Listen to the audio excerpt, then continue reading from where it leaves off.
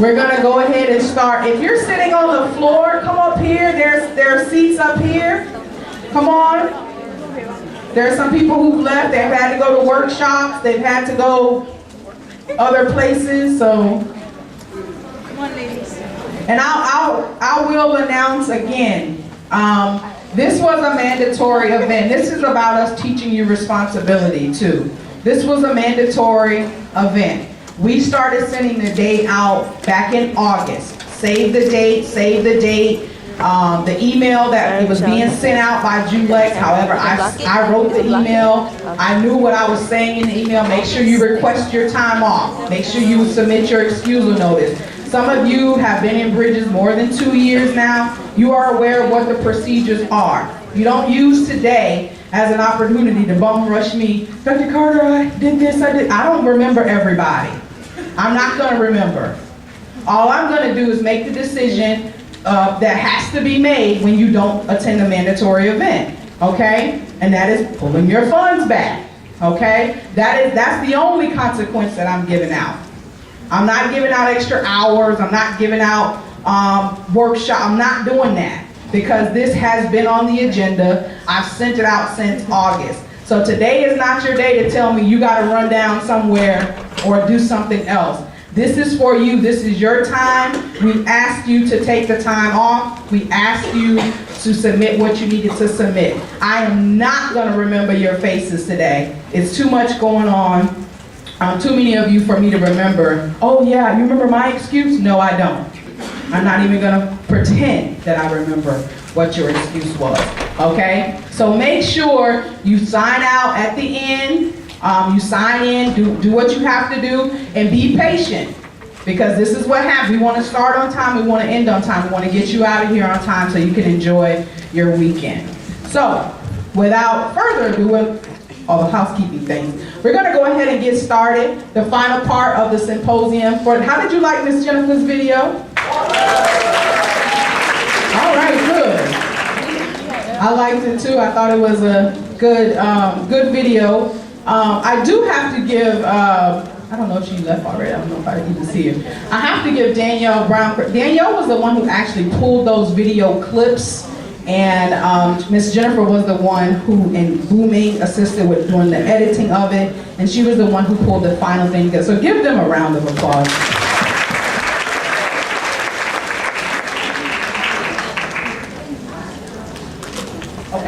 All right, and if you're on East Campus and you need to turn in your hours, you can submit those. Submit to Lexia before you leave, and she'll make sure that those are turned in for you if you haven't had a chance to turn them in to Ms.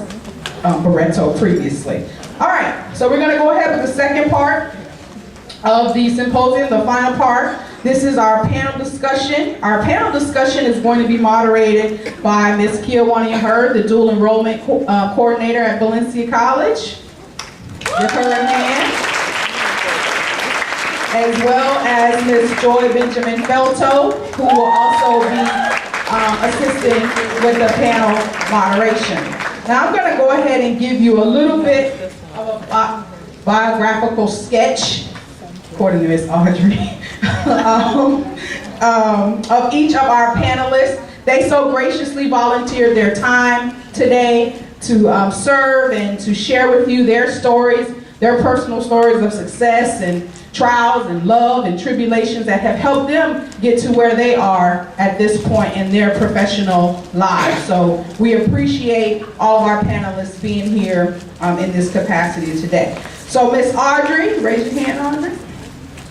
She's worked at Valencia College for 5 years. She's currently the administrative assistant to the Dean of Academic Affairs, and she's responsible for a broad range of advanced clerical, secretary, and administrative support duties, and general support to administrative management. Ms. Audrey also used to be the staff assistant to Bridges to Success before she was promoted, so we miss her, but we wish her so much success in her position now. So give Ms. Audrey a hand.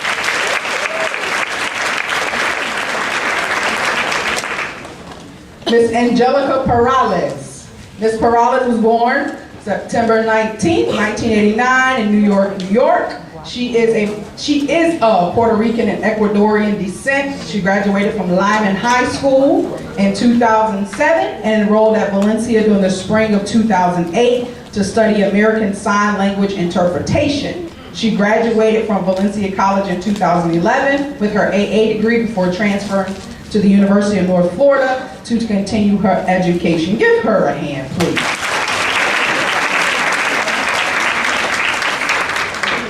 We have Ms. Sharice Kinney. She is the UCF Direct Connect Advisor for Valencia East Campus. This is who y'all need to see if y'all are trying to transfer to UCF and get into Direct Connect. Raise your hand again, Sharice. That's the lady you want to know.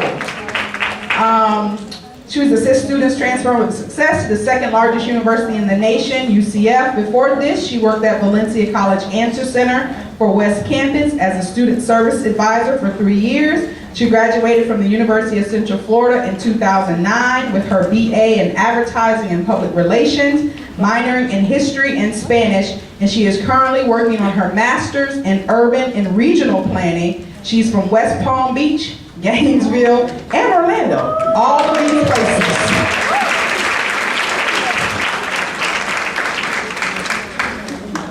And then we have Ms. Shantae Baca. Now, Shantae is a former Bridges student who has graduated successfully from Valencia, transitioned on. She is from Orlando, graduated from Boone High School.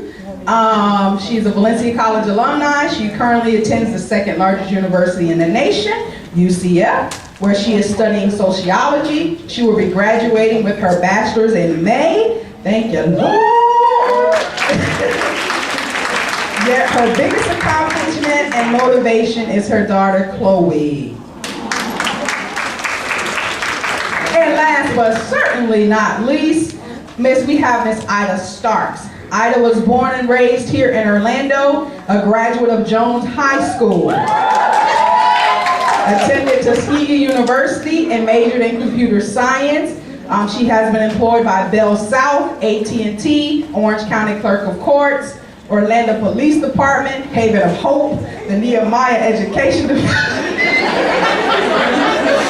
Miracle of Love, and she is currently supervising 3 programs with the Florida Department of Health in Orange County, TOPWA, which stands for Targeted Outreach for Pregnant Women Act, Counseling and Testing for HIV and Family Support Workers. She is a member of New Covenant Baptist Church of Orlando and the mother of 1 7-year-old, Wendell Maurice Starks II.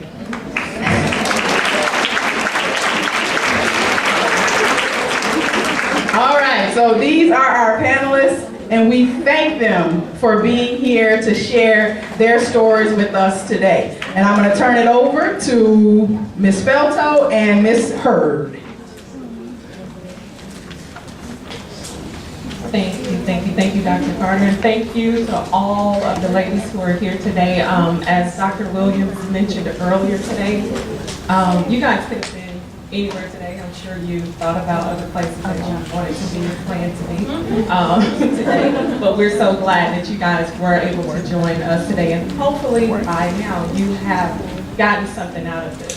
And so now we want to have our panelists. We're going to lead with some questions and have them to respond. And if you guys have like follow-up questions or comments that you want to make as we finish the questions and have each of the panelists to respond, if you would step to the mics that are positioned here in the aisles, then we'll also allow time for that. Okay? The first question that we have for the panelists: what was one of the biggest obstacles, barriers to your success in life, and who or what was instrumental in helping you to overcome? And we can start with Ms. Ida.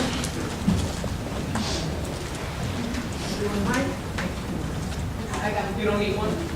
I don't need one. Okay. I'll take one, but I have a big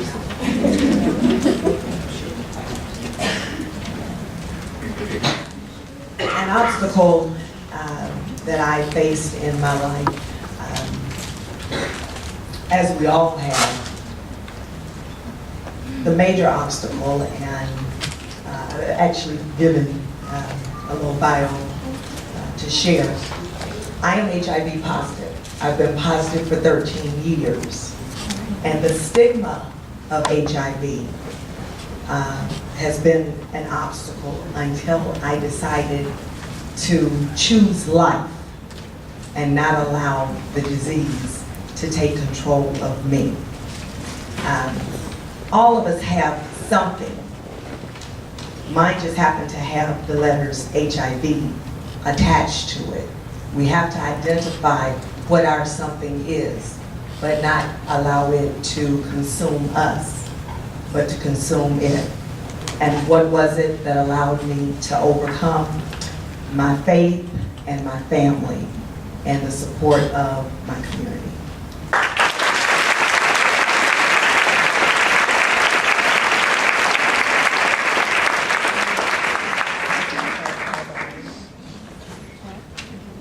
For me, one of the obstacles that I faced would be pursuing my associate in arts degree.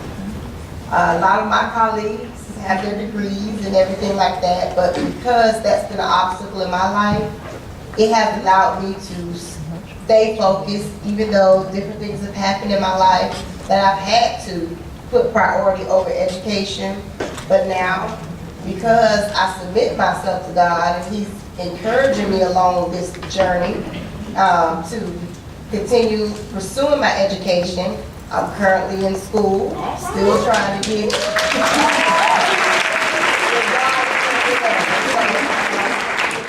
the obstacle would just be the trying to obtain a degree for me, you know, with the different situations in life. So, thank God.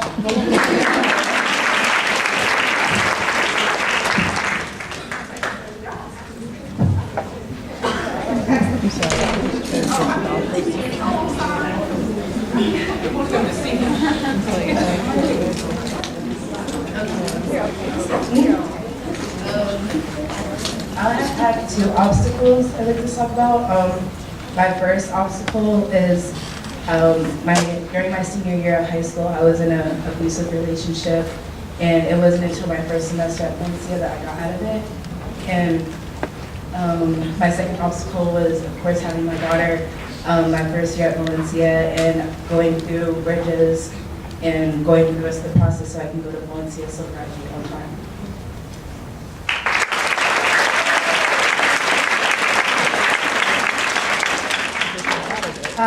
One of the obstacles that I faced, one of my biggest obstacles, and I'm still young, so I know I'm gonna face bigger ones, was recently when I went to UNF. I went to college when I graduated from Valencia.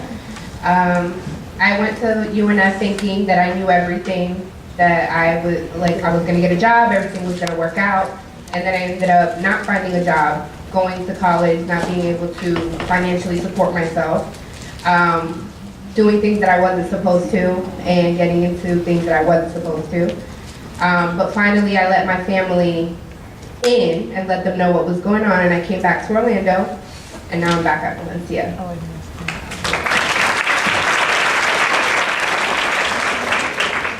Okay, so I was thinking how personal I should get about this, but since everyone is being very personal, then I will go there.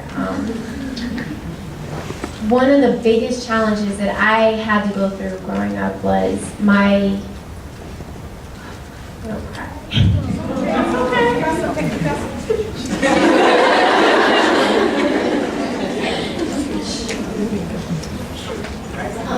I'm sorry. It's okay. It's good. My mother gave me up to foster care, and I was in high school, and I can talk. So it was a very, very hard experience. I was in a place where I didn't have any family. All I had was my mom, and she gave me and my brother up to the state. She had alcohol problems and those kind of things, and that was more important to her at that point in her life than taking care of her children. And so I was forced into a place where I had two options: believe in myself and stick with it, keep my head up, try to get through it, or fall apart. My brothers fell apart. But I, for whatever reason, told myself that I was not going to I wasn't going to follow that path. I wasn't going to let myself break or, go down the wrong direction or whatever the case is. I mean, looking back on my high school, so many people have told me, you could have went this way, you could have went that direction, you could have made these decisions, and you didn't.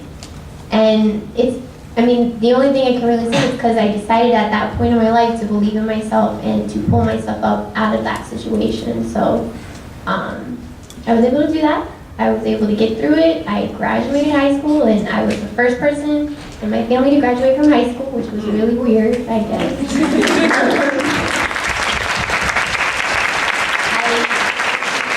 Put myself through college. I mean, when I was going to high school, I didn't even think college was an option. I mean, when that word was spoken, I was like, that's not what you mean. I don't have a 4.0. I'm not going to get a scholarship. I didn't know there was such thing as financial aid. So, when I did realize that was there, that was, a lifesaver, because that's how I put myself through college. And I got my AA degree from Valencia. I graduated from Valencia, and then I went to UCF and I got my bachelor's degree. I did everything that you're supposed to do in college. I studied abroad. I know that there was a conversation earlier about you guys being scared to go to other countries. Don't be scared. It is an experience, let me tell you. I went to Spain, I went to Argentina, went to Morocco. I went all over the world.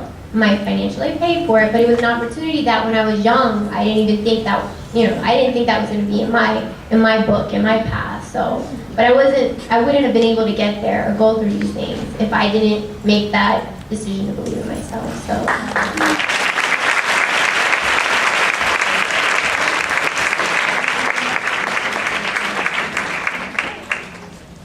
Good afternoon, ladies, and welcome, panelists. I'm really happy that you're here sharing your stories with us. The question that I have, anyone on the panel can answer, and it has to do with relationships, communication, sexual health of that nature.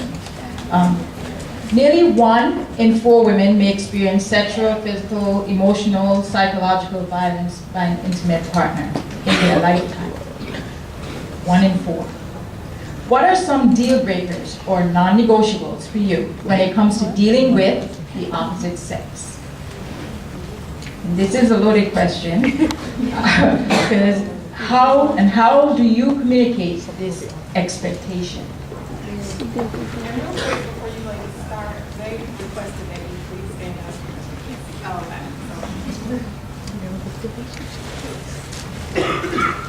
I'm gonna take this question first. Sergeant. Well, I guess personally, like my colleague here said, since everybody's getting personal, this is a question that you really can go with 2 different ways, okay? I'm a married individual. I've been married and been with my husband for 16 years.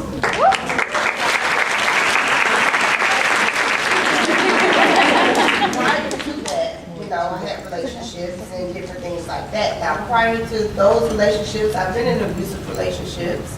I've been in different situations, and in those situations, I had to reach a point and say, well, no, this is not what I want to stand for. I am better than this. I know my worth, I know my value, I know who I am, and I know who I belong to. So, in that situation, yes, young people that are not married, you're single, you're living life, you do not allow anyone to walk over you, to step over you, or to misuse you, abuse you, and mistreat you.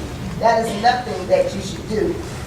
Now, on the flip side of that, and I have to give this side because I am a married individual, and when I took my vows, I took my vows. So in me taking my vows, I have experienced some things with my husband as far as infidelity. Yeah. And, different things like that. And before you experience something like that inside the confines of a relationship that is joined by God, you can say whatever you want to say out of your mouth, but at the end of the day, it comes back to what you know your purpose is and what you're put here for, and you know that God orchestrated this. This was something to get you to another level. So I have experienced that, and in 16 years, you're not going to not have anything that you don't go through.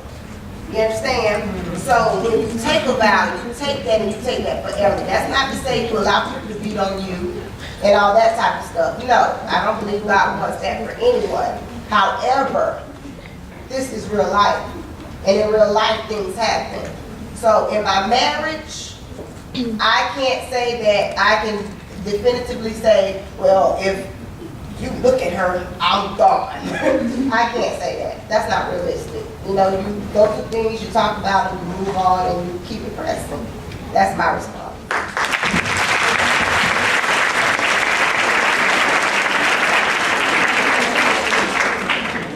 Having shared with you all what I just shared, first, you love yourself.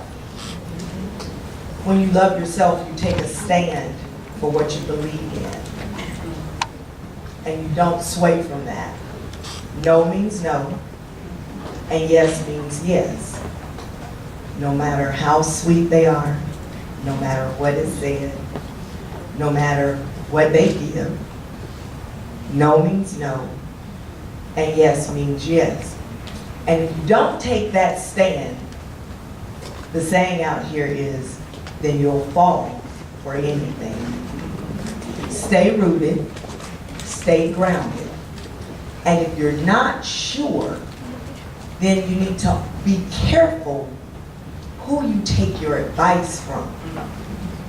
Because we want to rely on what our friends, what our roommates, and sometimes even our family members may say. But that's not always the best practice, because a lot of times our friends, our cohorts are going through what we're going through, and they don't always give the best advice. Be it your place of worship, be it your counselors here, go to someone, and I'm more than sure your counselors here who may not know the answer will be able to direct you. But go to someone that you know that can help you and not lead you, and as I'm thinking to say, not lead you down the wrong path. Everybody that we call friend are not friends. They don't have our best interest at heart. No means no, and yes means yes.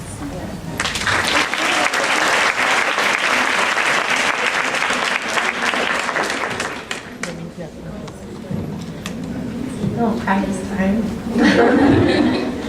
I think respect is really a deal breaker. If you feel you're in a relationship where that person that you are respecting isn't respecting you back, I mean, that can mean anything. That can mean whether they aren't respecting you physically or mentally, they're not respecting your dreams, your goals. If they're holding you back, they don't respect you. You know, you want to put yourself in a position where you feel supported, you feel respected, you feel loved. And that's really what my advice would be, is try to get to some type of level with whoever you're with that they respect you. You obviously respect them, but make sure that the respect is mutual.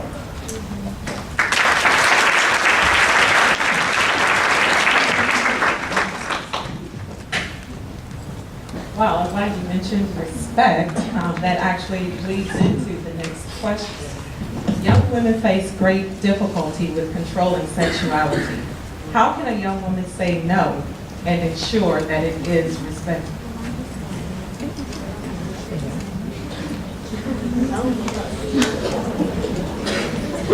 Can I start off by saying what we wear? If we want to actually be treated the way we want to be treated, then personally, I want to take the time out to make sure that I'm dressed the way that I want to be treated when I walk out.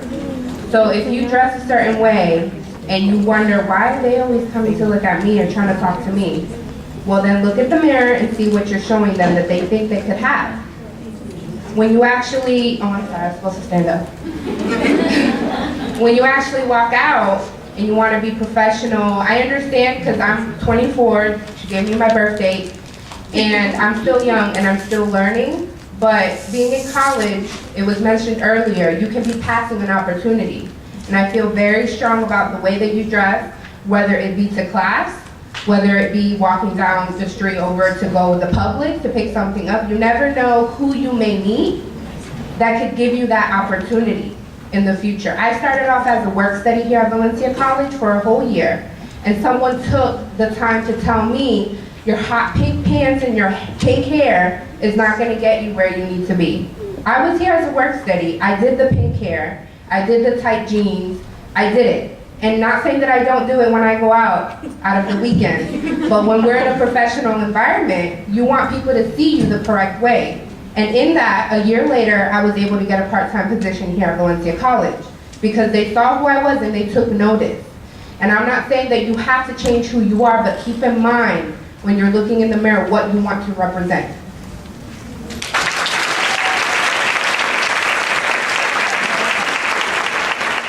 Piggyback on what she said and say that, you know, you have to have a form of respect for yourself in order for anyone else to respect you. Now, I'm all for dressing sexy. You know? When I'm going somewhere, I'm doing something. I want to look nice. But it's a way to do it in taste, and it's a way to look like a skank. You understand what I'm saying? Amen. So I would say just like she said, look in the mirror and make sure what you're presenting to someone that they don't get the wrong perception about you.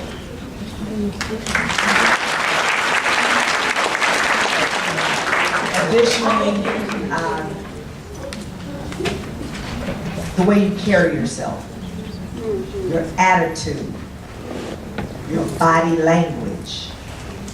We may not be able to put on Michael Kors and Coach and the different name brands. But if you go to Kmart, Walmart, you can make the best out of what you have.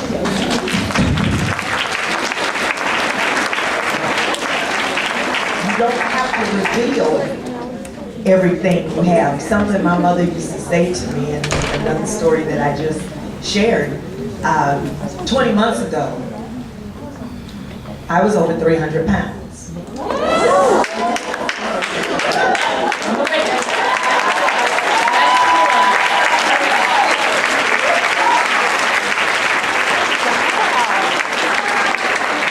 I'd like to add to that, because of the stigma of the disease that I have, I did not lose my weight because I was sick. It was a choice that I made. At 300 pounds, I wore jeans, I tucked my shirt in, I put a jacket on, and I walked with my head high. At 160 pounds, I do the same. You represent who you are, and you represent it well. She just mentioned looking in the mirror. Just because it's made in your size,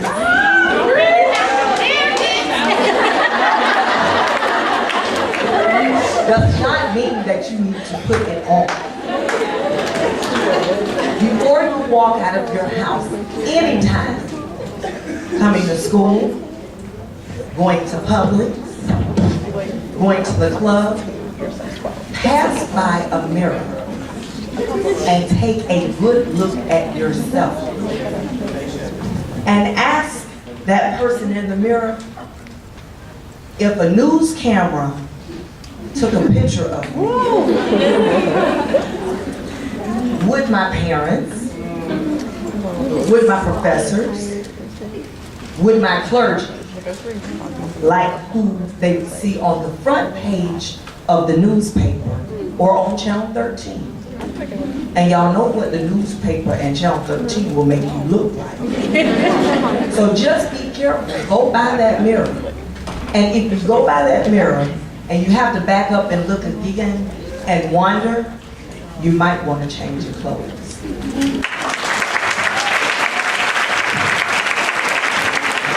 Dr. Carter, what time is this program end? Are you sure we don't need a part 2?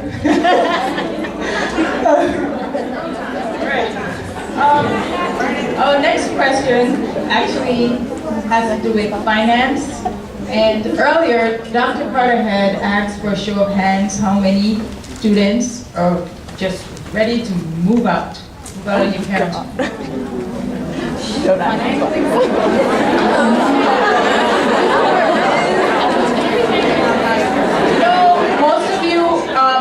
Most of you are on financial aid, and we can always tell when you get that check. You know, you really can. Actually, some of you even look different. You come in, you do, you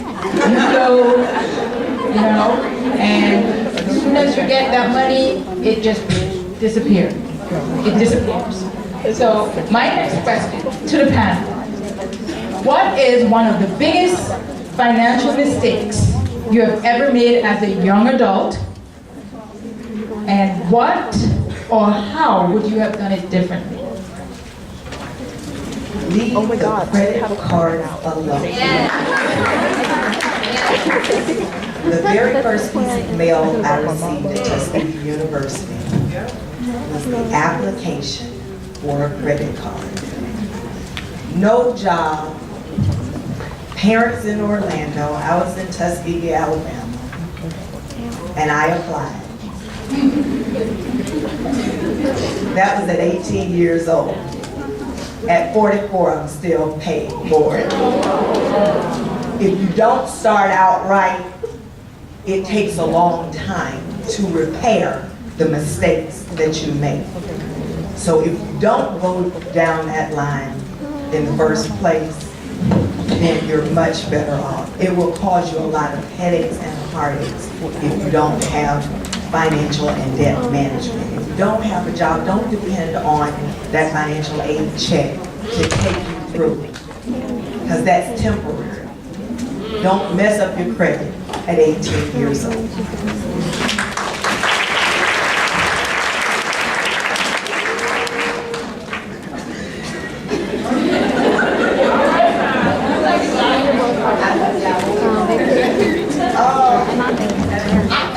If this moderator doesn't mind, would like to speak to when she was saying about y'all ready to leave your parents' house and because you get a little change, a little piece of check that's not gonna last you long anyway. I kind of want to speak to that because that is where a lot of us, I've been there, done that, did that, got t-shirts, videotapes, and everything else for it. My encouragement to you all, if you have not done that already and are experiencing the realities of what real life is don't do it.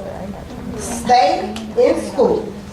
Get your education, stay focused and determined to accomplish whatever goals you have set for yourself, because when you make those decisions, now you playing with fire and you're gonna get burned. You understand? Because now you're in a situation where you're in real life, so now you're a little bit more open to other things. Now these things are gonna interfere with you going to school. Now you get caught up in some other web of deception and deceit and craziness and foolishness and all this stuff right here. And just like Ms. Ida was just saying, if you don't start out right, you end up paying for that in the long run. That is so true. So I would say stay in school, get your education, graduate. Once you've completed that first degree, not an AA, get your master's. Stay home as long as you can. Save you some money. Save money, okay? Because these bills and different things out here in this world, they're not changing, they're just getting worse. And leave home prepared to go into the world. That's what I would say.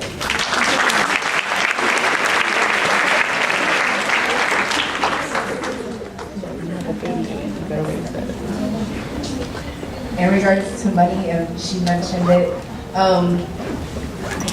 Basically with Bridges and the College Reach Out program, I'll be graduating May debt-free, but I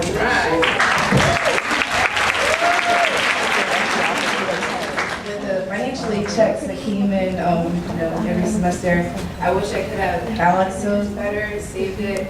Right when I get the check, it'd be gone in 2 weeks. So I wish I could have balanced that better. But, that would be the most mistake money-wise. Why? Why your money?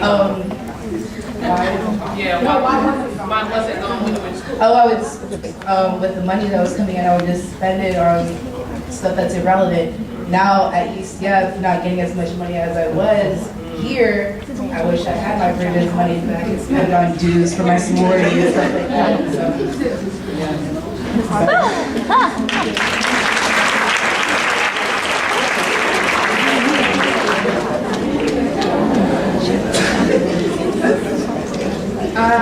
I graduated from Valencia with my AA degree and I did receive financial aid. I received the maximum amount while I was there, and I was one of the students that received the check, and I would go out and go shopping or whatever the case may be. I did have a car at the time, so I did have to make payments on my car every single month with a financial aid check, plus being a work study here. Financially, in my situation, I can't speak for everyone, but I understand that a lot of times your parents may have a Their hand in your pocket. just a control over you, because you do have to provide their information on the financial aid, and I completely understand that. Sorry, I'm just really not trying to get emotional. You have to provide their information on the FAFSA. That is true. And being in the situation that I was at when I was in Valencia, it was, well, I provided the information, I gave you my taxes, you need to give me that financial aid back. Well, I had to go to school and earn my grades to receive financial aid, because if you don't receive a 67% ratio and a 2.0, you will be suspended and you will lose your financial aid. I earned my refund. And I just want to say to all the students, if you have your parents, I understand that a lot of times you want to help them, and there's absolutely nothing wrong with helping your family. But understand that you need to do it for yourself too, to save so that you can better your life. This is about empowerment, but I just want you to understand that you have a family, and I just want to stress, it's nothing wrong with helping, but just know when it's being helped and when they're taking advantage of you.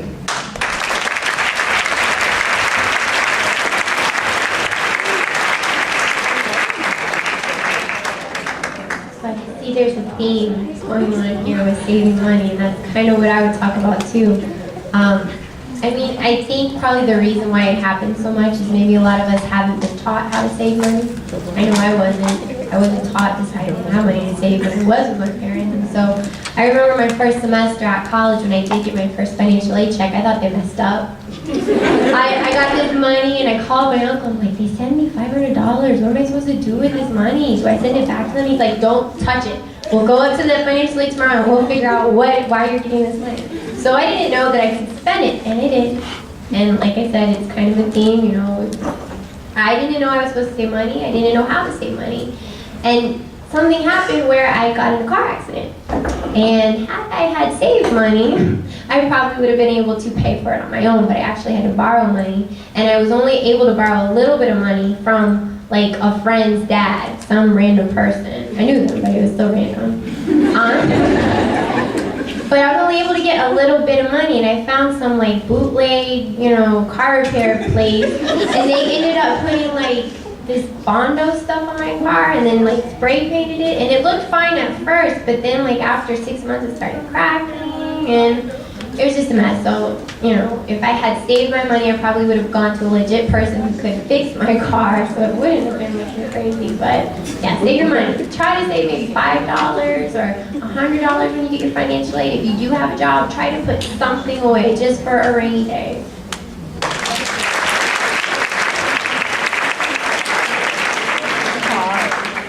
You guys are really quiet, I guess, taking this all in. No one has questions, follow-up, anything you'd like them to delve into a little deeper?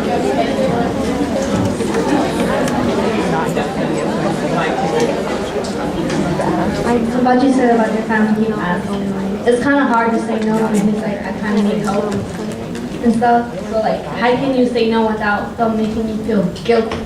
Because guilt's hard with that. I mean, like you're there all the time, you take up electricity. Even though I work full time and I'm a full-time student, it's like I earn that money at work, and it's like, okay, I do pay them kind of rent. rent, I guess, like 60 every check, and it gets checked every 2 weeks. And you kind of, can you get milk? Can you get like soap? I'm like, okay, I use soap. I buy my own things, like say, like buy for myself. But how do you say no without feeling guilty? Basically, I feel guilt a lot with that. My first job at 16 was at Walgreens, and I only made like $200. And that was the first time I bought a cell phone. It was a Sidekick 2. I missed the Sidekick 2. It was a Sidekick 2, and I had to pay my own cell phone bill. Then I started doing work study, and I got a little bit of more money. Then I started having to pay rent.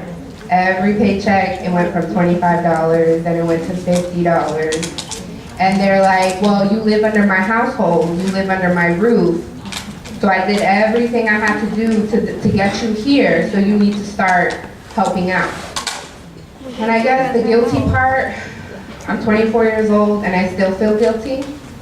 You're gonna have that struggle, unfortunately, all your life because they are the ones that brought you to this world. And I'm gonna tell you right now, I have to tell myself that every day. Those are my parents. They brought me into this world. No, you didn't ask them, but they still gave you life. And they still did what they had to do at their young age to give you what they have. I get that. But if you want to be a successful person, unfortunately, my advice is the saving. Do you get your nails done? If you get your nails done, you don't need to get your nails done. If you want cute shoes, you don't need them. Because when you're struggling and you go to college and you have to pay your rent so that you can live somewhere, you're going to need those $30 plus those $69.99 of Michael Kors. Because I go shopping too, but you have to understand that you have to save it. That's not, if you get a paycheck, right.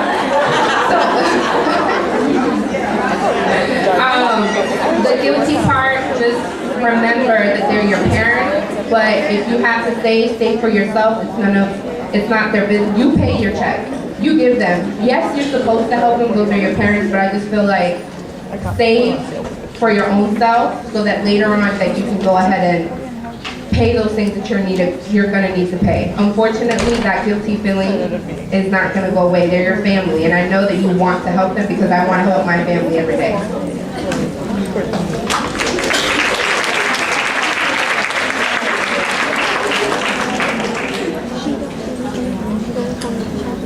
Oh, can I answer? Is the panel done regarding this question? I just wanted to give you what you might want to think about when you're dealing with guilt and parents. You'll get to know this as you get older. Your parents are not going to change. They are who they are. But you're still in a little bud of a flower stage of your life, and you're still growing and maturing and changing. If guilt is something that you struggle with in terms of helping your parents, or helping TT, Ray Ray, your cousin and them, you want some rims, whatever. Make a determination on the amount that you are going to use to help. If you get, and I know how much y'all get every semester, if you get $2,100 or $2,800, some of y'all getting a little bit more than that, but let's say you get $2,800 from your Pell. You can say 800 of that is gonna go to people who are gonna have their hand out. And you just make it that amount until such time as you no longer get the money. You've already designed it in your head that this is the amount of money that you're gonna be willing to give for free. You don't want it back. It just is something that you're deciding you're gonna do. Have a very grown-up conversation with the people who are going to be looking for the money, because they know when your money's coming. Trust, they know. Have a grown-up conversation and say to them, okay, this is the deal. I know that you all want my help, and I want to help you. This is what I can provide. And that way, you already know what the expectation is, everybody else knows what the expectation is, and you will more likely feel less guilt because you've given something. You've taken control. It's essentially your money. You're going to school for it. You're coming to mandatory meetings for it. You ain't doing, I mean, y'all are not doing as much as the other Bridges students used to do, so trust and believe it's gotten easier. But you're sitting in this seat, you're doing the work. At the end of the day, the degree is gonna have your name on it. So make a determination of this is the amount that I'm willing to help you with, and do that. And then anything, a penny over that, shut it down. Because as soon as, even though these are our family members and these are the people who love you, if you allow them to take an inch, they will take a mile. Can I say something just really quick? What Tracy said, Tracy's absolutely right. And I also, what I would say to you, because I heard you say you work full-time and then you go to school. So you get a pay and you get a check. And you're growing up and you're learning responsibility. Responsibility is not a bad thing. You understand what I'm saying? No one is saying allow people to take advantage of you. But in the real world, you're gonna have to pay bills. You know, so helping out in a household, because I run one, it takes electricity, it takes food, you know, when you don't have government assistance, and even with that, you still need more. You know what I'm saying? So just like you said, we're setting on an amount for the payoff, even when it comes down to paying something just for being there. It doesn't have to be an outrageous amount of money, but just something, listen, this is what I'm gonna contribute. I can't do this because I only make this, my income is limited. But learning that form of responsibility, there's nothing wrong with that as well. And there's no need for you to feel guilty, you know? Just ask God to remove that from you, that part, okay?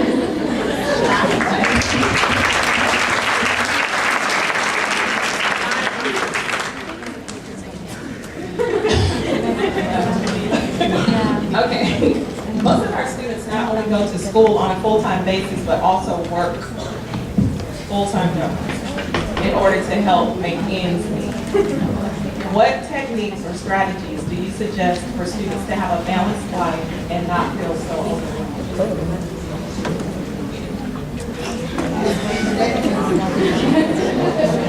You know, I can speak on my life now, you know, because I'm balancing the whole 40 hours a week. For me, it had to be go to work, I have a husband, I have 4 children, one getting ready to be 20, which is my stepson, but I raised him since he was 5, a 16-year-old, a 4, and a 2-year-old. And a mother-in-law that I've had to adopt as well. So, balancing,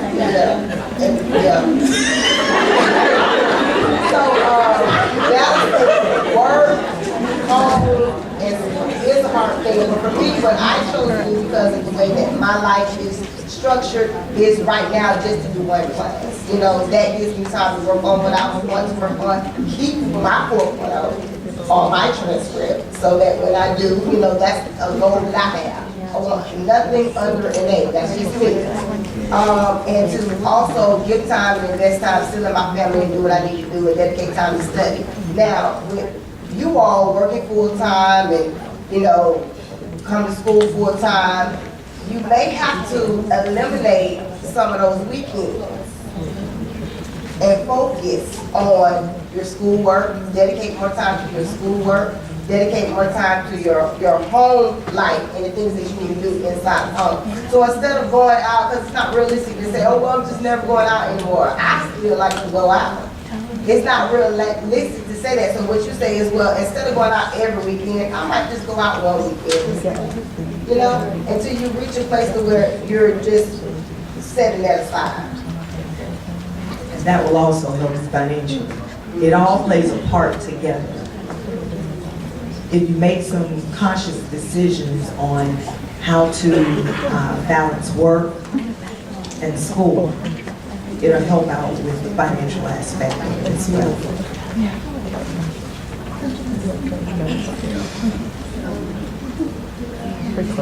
While being at ECF, I've learned like it comes down to sleeping, eating, and studying, and work and other things like that. Those are things on the side, but they are essential, especially if you depend on your work to live off of. I intern, I go to work, I go to school, I have my daughter. The best thing I use is a planner.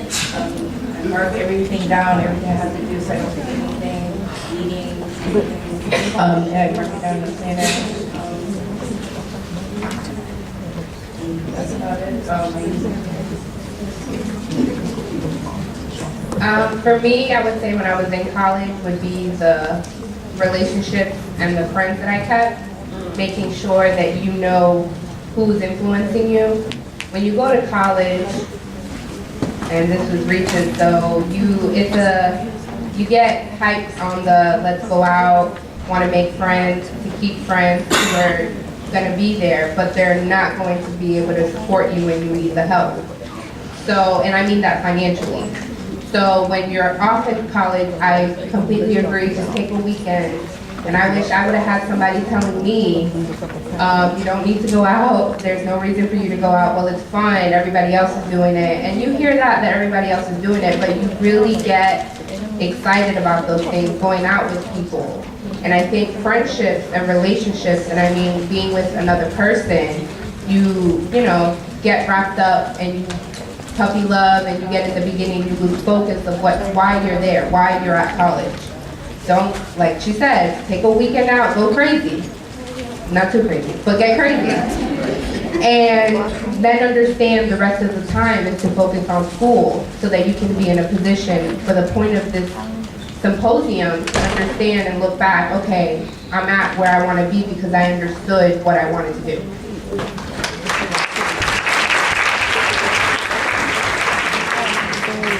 So I'm probably gonna repeat what everyone just said, but I can give it my own little flavor, I guess. So yeah, I was exactly where you guys were. Some of you who are working and going to school full time. I remember my graduating semester from UCF. I was taking 5 classes, doing exactly what they tell you not to do. I had 3 jobs, and I had an internship. But I mean, you know, from my perspective, I didn't have a choice. I know it's funny, but some of you may not have a choice. Some of you you have to do it, so you gotta do it. And all that you can really do is, like Angie said, make time for yourself. That's really all you can do to get through these kind of situations. Make sure you have some time, maybe once a month, maybe once a week, but you have to have some time to yourself so you can just breathe, relax, and then kind of refocus things. So. Any other questions from the audience with regards to time management? Yes?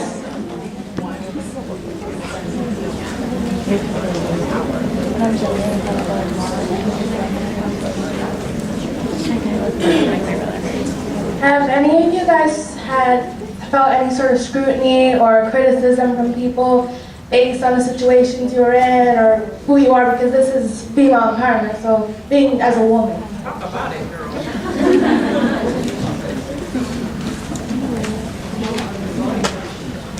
Can you expand? Like, what do you Like, people telling you you can't do that because you're a girl, you're not going to make it in life, you're not going to do that, sort of thing. And if you did, like, how did you overcome that? When I started my first job, I definitely felt, I mean, my managers and my bosses were actually all male.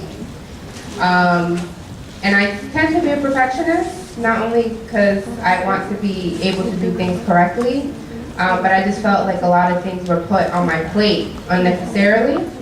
And for my example, women, you know, normally they're put in the cash register, or maybe they're helping or assisting other people. But I felt like when I was there, I was 16 years old, I was put in the stock room a lot, I was doing a lot of heavy lifting. Not that I couldn't do it, because I did it. I wasn't complaining.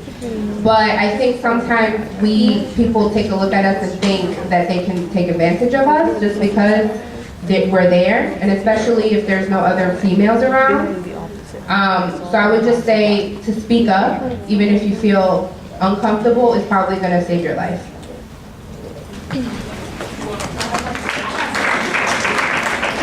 I just really want to share this because everyone in here, what I want you to understand is you are women, so it's already hard for you. Like, you're out the gate in the industry, you have boundaries that are already set up for you to fail. And you're gonna spend and and we're talking about women, but if you're a female and you're a minority, now you have a double boundary. You have female minority with a disability, another boundary. So there are things already set up in place to make your life difficult. And every day you live, this is your charge in life. Every day you live in your professional world, your academic world, you are constantly having to prove to people, I can do this, and you can't take advantage of me, or you can't, you can't put a boundary for me not to be able to succeed. If you exist in the world not understanding that that's a reality and that's truth, and you go in there naive, you will never succeed.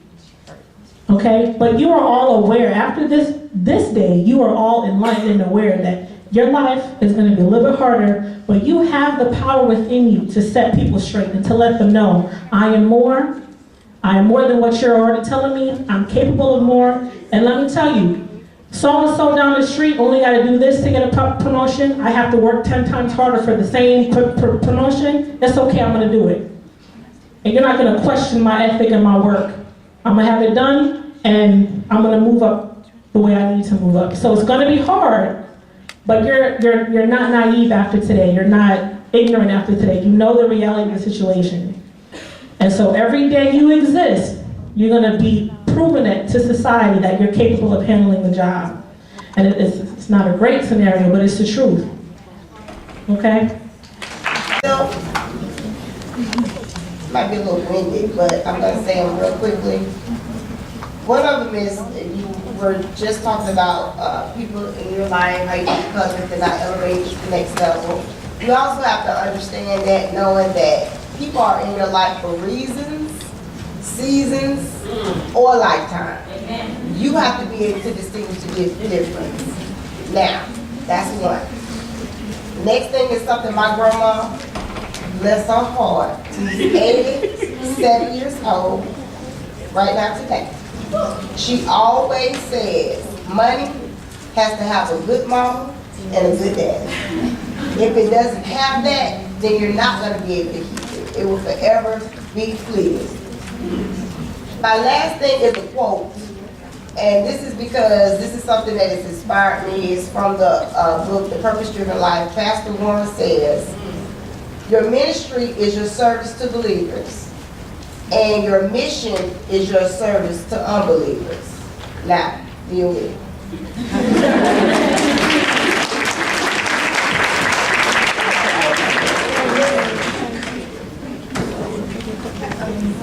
I just like to say, don't forget your purpose of why you're here, and don't let anybody get in the way of getting to that purpose, the goal that you came to come here.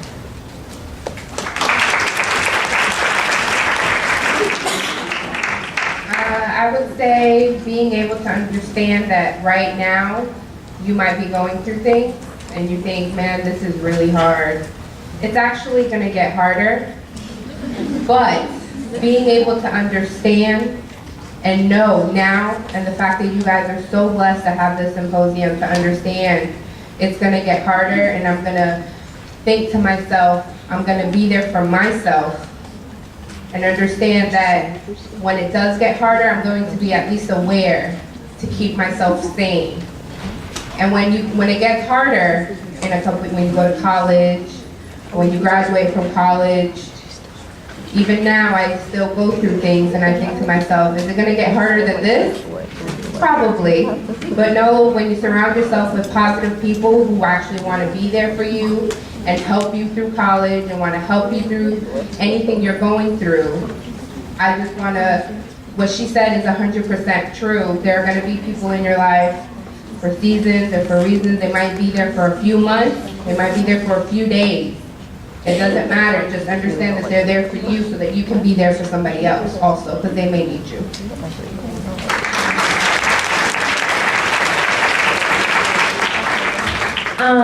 Okay, so my first one will be to ask questions.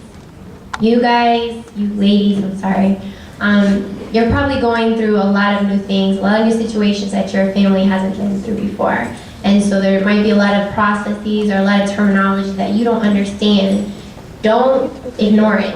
Ask what it means. If you hear a word that you don't understand what it means, ask, what does that mean? Get to know this information. Don't just pretend that you know and then wind up in a situation that you just don't understand what's going on, and like you lost your financial aid or you don't have an opportunity to go to school anymore. Ask questions. If there's a process you're in, or if you are trying to study a certain program but you don't really understand how to get into that program, don't just assume it's going to happen. Ask questions. Don't be scared to approach people and ask questions. There's never a stupid question, no matter what anybody says. Another thing would be to, don't be afraid to make U-turns. Sometimes you might be going down roads that all of a sudden turn into dead ends, and you might think that you're just stuck. It's okay. You can turn around. You can find another way to get to the same destination. That kind of falls back to the next thing in asking questions. Go find someone, an advocate, who can help you get to the same place just by taking a different path. So don't be scared to do a U-turn. Even like, for example, I get a lot of students who come to me and they want to go to medical school. And then they get to a certain point in their road where they're seeing a roadblock, and it might be their GPA. Okay, we need to have a conversation about, okay, what's another road we can take to get you to that successful place? Don't be scared to do a U-turn. And then the last thing is to believe in yourself. No one else is going to advocate for yourself more than you. And if you're not doing that for yourself, then, I mean, you might not be any type of successful. So don't give up. Whatever goes on, believe in yourself. You can get yourself out of whatever you might be going through. Trust me.